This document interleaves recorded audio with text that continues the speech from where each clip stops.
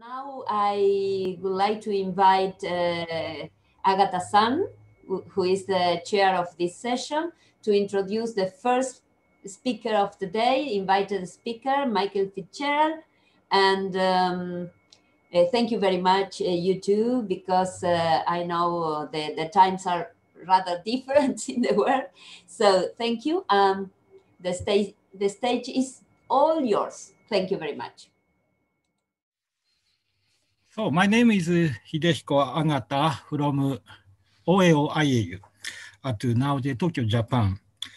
Japan time is now PM 8:30.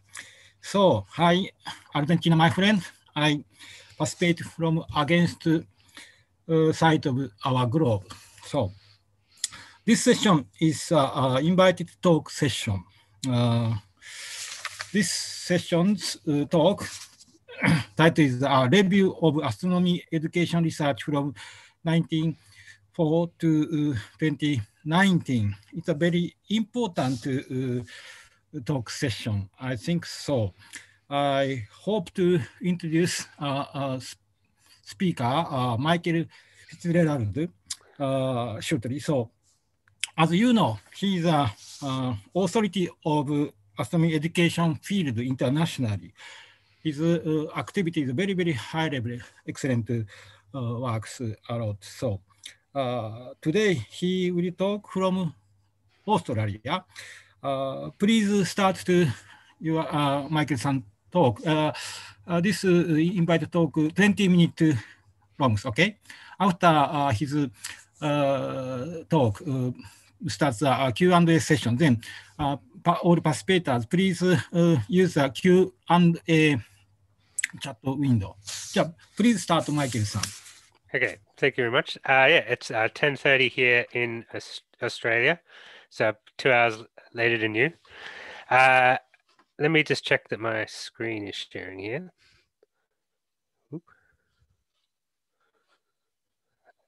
Can you see that? Does it look? Yes. Yeah. Okay, I've got a PowerPoint and I've got a recording as well, so this could go just in case one thing went wrong. So I'll try it this way, but yeah. Let's go see how we go.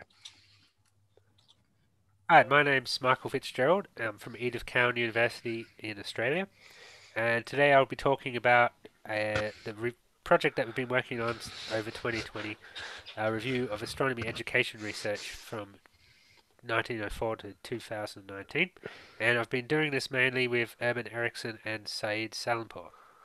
So, first I'd like to point out that the review at this moment is English language, so I just wanted to point out that there is a significant literature in other languages, particularly Japan with the nice work of Tomita, and also Paulo has done a great job collecting obviously the Brazilian works together, but also getting people in different countries getting together to find all of the astronomy education research available in those countries.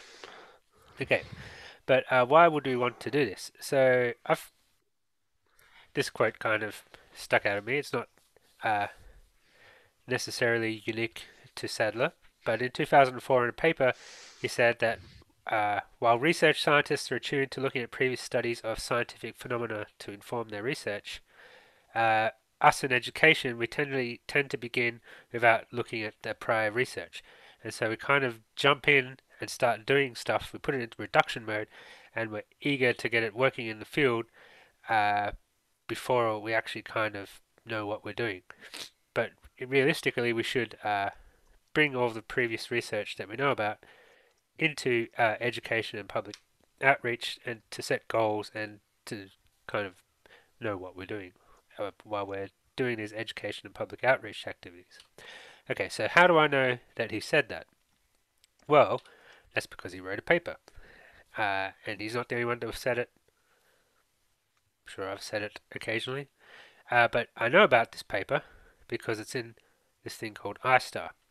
So ISTAR is International Studies and Astronomy Education Research Database, and it collects together all of the abstracts of lots of different papers, and it also kind of tags them as well.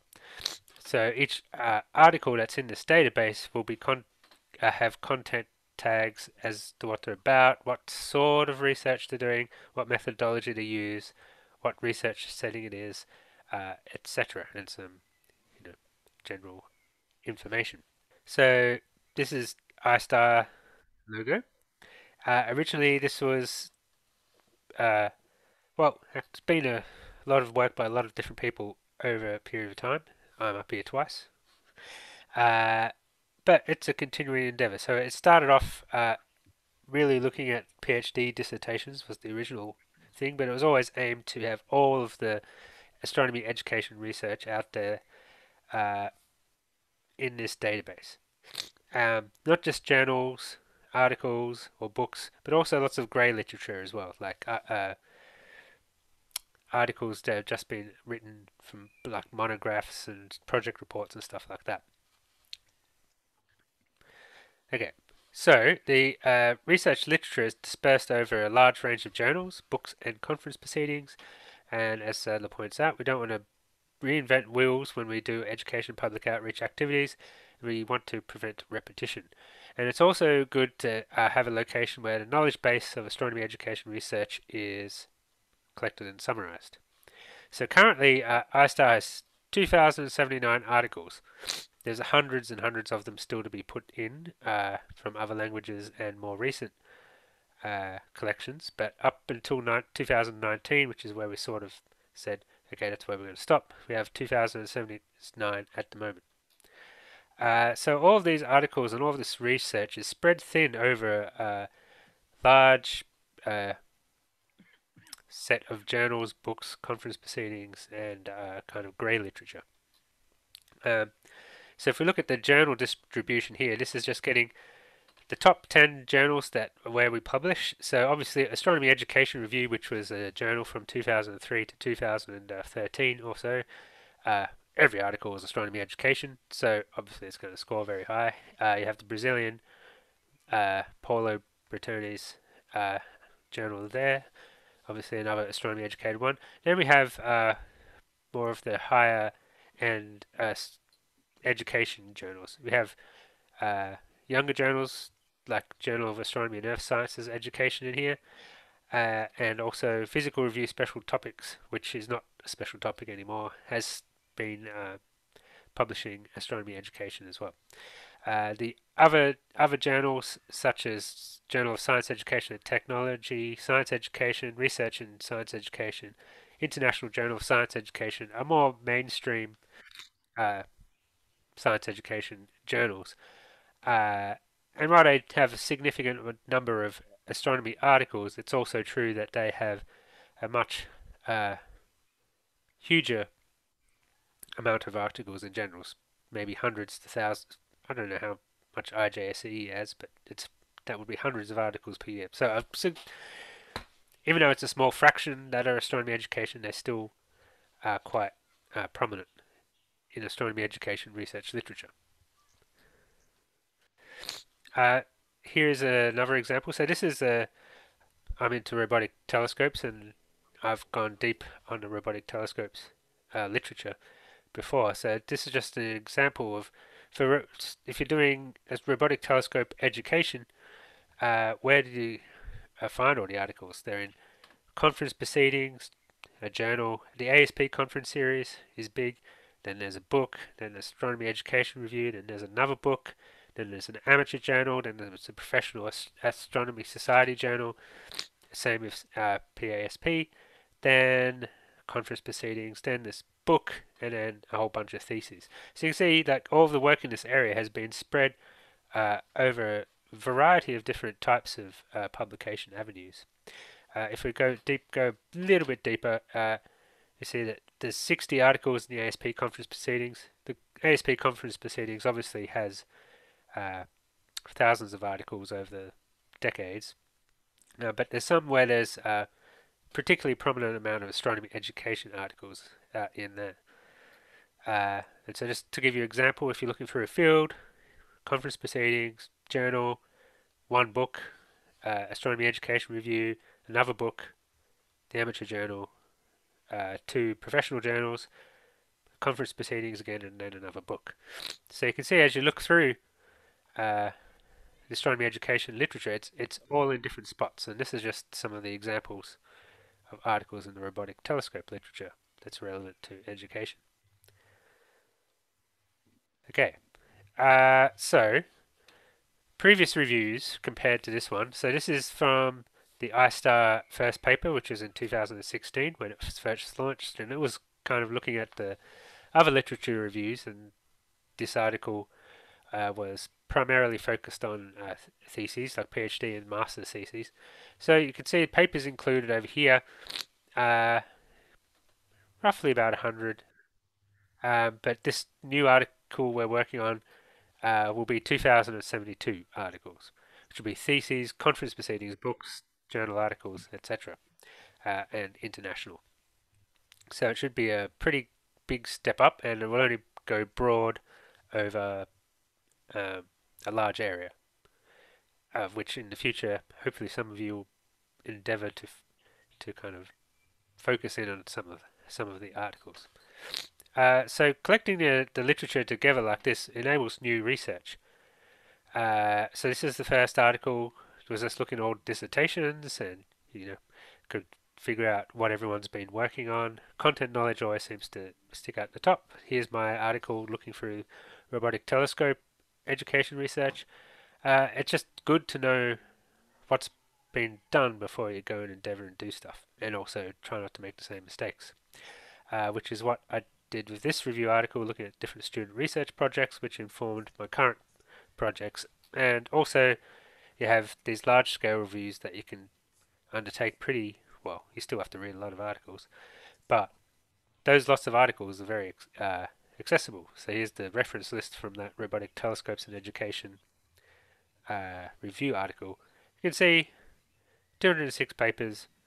That's quite a lot. And if you go and have a peek through there, you see they're all in different journals. Some of them astronomers will know, and some of them they will not. Then you have, here's a planetarium education kind of review book, Springer Brief. They can go through and see what people have been looking at, etc. Then you can do stuff like me and Saeed had a look and could use this database to figure out what's the gender distribution of publications and theses and stuff like that over time, which is quite cool. So once you have this sort of database, it enables you to actually ask such questions as what's the gender disparity in the field. Also, when you're going to do something, so one of the things that I like working on is attitudes.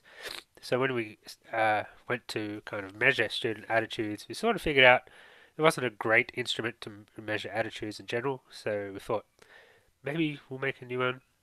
But first we had to figure out, is there instruments out there? Yes, there were.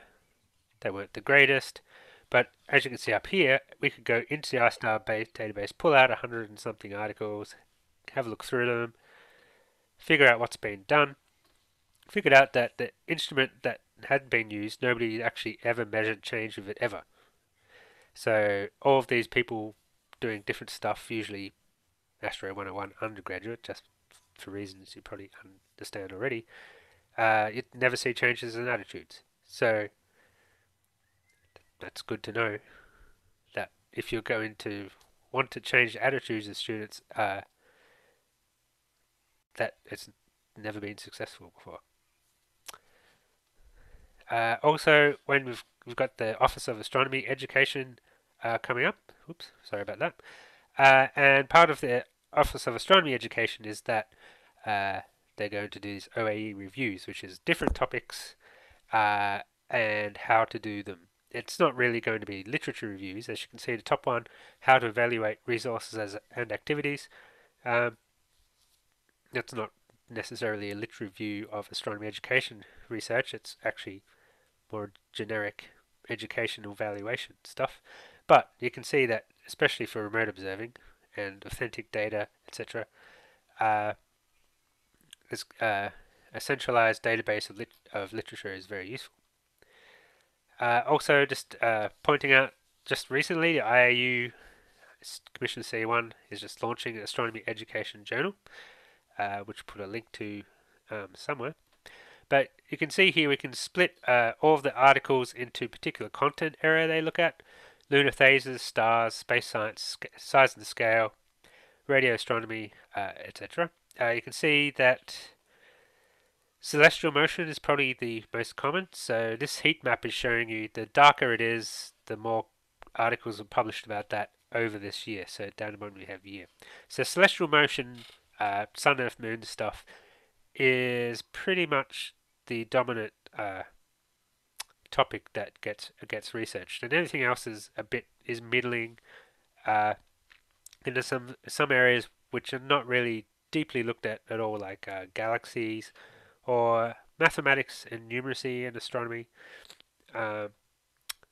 So yeah, so we can use this information to see to what level of detail we've researched in this area. So you can see in the middle we have stuff like stars are kind of moderately researched. Planetary sciences, which is like Mars and Saturn and stuff, which are quite popular in middle school, have been researched quite a bit, and culture and history as well. But celestial motion is the most dominant one. Here we see the types of publication by year, as I said before. I think I have a couple of other representations of this coming up. See, over time, it's been increasing. This top one is all. And you can see the articles have generally been coming up. Towards the end, you get a little decrease just due to the artifacts of how journals apply dates to articles. So some articles don't have their publication date yet until a year or so after they've actually been published. So it drops down a little bit. But if you can see just generally over time, you see it's generally increasing. And conference items have these peaks when there's major sets of conferences. If you kind of did some analysis, you'd see there's a peak every 3 years, which should be the IAU General Assembly type articles. And then there's some years where there's an IAU and Astronomy Society of the Pacific conference and such, and they all add up. So different types of research, like what research construct people use. Most are just general teaching. So it's not, you have content knowledge where you kind of talking about particular topics, like Michael, stars, remain 2 minutes. Michael, remain 2 minutes, okay? celestial motion, etc. That seems to be most popular one, but general teaching is just how do you teach astronomy? Like very, very broadly, not very narrowly defined is the most popular one. This is some increase in interest in engagement and scientific inquiry, but generally it is so far content knowledge and general teaching dominated. So here's another representation of the types of articles. So this is just generally overall, and it has all the different types of articles together. If we just zoom in and make sure it's just 1960 to 2020, this is all of the articles. So you can see it's grown and it's not increasing rapidly, but we get these spikes from the conference proceedings. Journal articles have been increasing kind of, and if we look at the conference item, you can see relatively low generally, but the spikes when we have all of these conferences. Theses, they're generally it's kind of flat, and they trail off significantly in recent years because it takes longer to find these theses, basically. There's no general centralized area that you can go to see new theses. You have to actually go and look at each university repository. So where is most of the research done? No surprise to many of us, the USA dominates the amount of research. Brazil, Australia, UK, Canada, Turkey, Japan, Spain, and South Africa, etc. So it's a bit of a whirlwind trip through the rationale behind and why you'd want to have a look at education research in one big clump and some of the general statistics. And in a 20-minute talk, you can't really fit in going through each section and describing each thing, although that is intended to be part of the paper that's coming out, although from a very high level. You can't summarize 2,072 articles in a 6,000 word academic paper. So with all of your different interests, you might want to come and have a look at istardb.org. That's the URL up there. Typically we have PDFs up online for each of the articles, but we're waiting for a thing to be updated in the backend, which allows us to do permission control. So we don't want to put the PDFs up until we can stop PDFs being shared for like copyrighted material and stuff like that. But that'll be up soon. So if you just go into iStar, you can just scroll down, and by default it shows you all of them. So if we go down here, we'll see 2,072 articles. But on the left, you can, I'll just zoom in so it looks a bit better. You can set the date from where you want to look. So maybe you don't want to look at 1898, Todd's New Astronomy. Then you can set it here. I only want to look from, say, year 2000. Excuse me? And it'll get rid of all the articles before the year 2000. And then I'm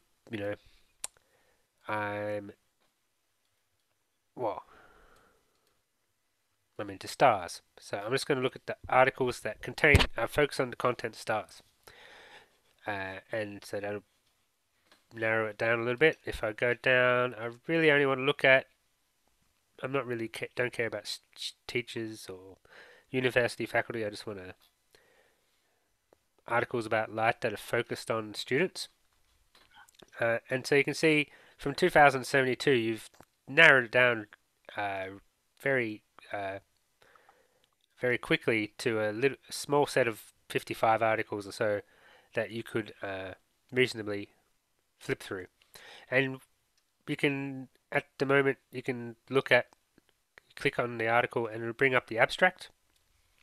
Here, all of the different tags that it has, so research setting, target group, institutions, Michael? etc. And usually there'll be a PDF thing here that you can click to get it, but generally there's a link to the actual article online. Okay. Okay. Michael, thank you, Michael. So No problem. very, very interesting result. So I hope to say thank you a lot to you and your team for this deep research work. So, everyone, please write to use the Q&A box. Q&A box is a lower center place. So click and write down your message, comment, question. So, first I hope to ask, may I ask you? So, Michael-san, IAU make a new astronomy education journal. You are one of the editorial board, so please tell us more detail for this interesting new action, new journal. Okay, yeah, I've been helping out. I mean, this is mainly Urban Ericsson and Paulo Bertonis, but it's a new journal. It's Commission C1. I mean, it's not meant to be a copy of, but it's sort of a spirit of CAP journal and the old Astronomy Education Review journal, in that it'll have research articles as well as kind of ordinary kind of news articles and opinion pieces and stuff like that. I can put a link into the chat in a minute, so people can go and have a look. But I think they put out the call a few days ago for first papers, and I think we've got one into review already. So that is there. So I'll get the link just after I finish talking and put it in the chat for everyone to have a look. Okay, so please see chat window. Nesta Comino-san is when we do research in the teaching of astronomy, our site of the art always include paper in English from everywhere. In Italian, in French, in Portuguese, so we English speakers researchers don't include you researchers in reviewed like this you are presenting. Is that the question? So, Michael-san, answer me for you comment. Well, I think at the front, I should have made it clear. I wanted to really emphasize that this is a review of the English speaking literature as well, and to make sure that all of the Japanese, French, Spanish, Portuguese stuff that Paulo and Tomata and people have been putting together is there. Well, there's a aspect of it which is that most of the major journals that are in like Scopus or something, that get rated for your research productivity and rate your university on Times higher education stuff, all require you to be in English. So for science, nature, astronomy and astrophysics, International Journal of Science Education, unfortunately it is all in English. And so for that aspect of the reviews, the journals, it's just, I'm not sure if it's a good or bad thing. That's just how it is. But there's heaps of valuable stuff in Japan. And I know there's a wealth of literature in South Korea, which has never been translated from South Korean into English. And so yes, that's part of the endeavor. This particular review is English mainly, but trying to get at least the abstracts into English so that people can know that there's stuff to be found in other languages when they need to. Language barrier is decrease. So don't hesitate. Please write down your each country's language. And Michael-san said, so abstract, write the short letter to, or especially international journal. This new journal is a good chance. So next question, please. I'm sorry, I cannot read answer names, answer person names. Catherine-san. Thank you, great talk. I would like to ask which aspect of topic in area at underexplored in your opinion. Please answer, Michael. Well, there's two main. There's lots of different factors that you tag papers with, but the two ones that really seem to be useful is what content people are looking at, and then what construct they're looking at. And in content, there's a lot of celestial motion stuff, and there's a lot of just miscellaneous stuff. But I'm just kind of, as I said in the talk, galaxies is one that's sort of really not researched all that much. Cosmology never used to, but it's come very quickly. Radio astronomy has some, but it's patchy. Like there could be a lot more done there. In terms of construct, which is like, are you looking at content knowledge, or are you looking at spatial thinking, or attitudes, or whether the emotional effect this stuff has on kids? I mean, most everything has been content knowledge. So there's lots of work to be done in, how to shift student attitudes, their self-efficacy, and stuff like spatial thinking and more kind of cognitive stuff. So thank you. So I have a question quickly. So your list region, so 20 areas. So micro lens topics are very vast. Why micro lens astronomy? So interest or education field. Sorry? micro lens astronomy field vast 2000 year area. So why? I don't know. This result is very interesting. Micro lensing. Yeah. To get a category, it probably has to have a bunch of papers, and so we may not have made its own category yet. There's like when we had 300 or 400 papers, we only had a small amount of categories. But as we got more papers, we kind of made the categories bigger. But for stuff like if you're thinking about microlensing and education, there's Okay, not only one group, not only one country, many people are interested. Okay, thank you. Michael-san, we are very interested and we hope to discuss and a lot of questions, but time is just close coming. So finish this session. Thank you for Michael-san.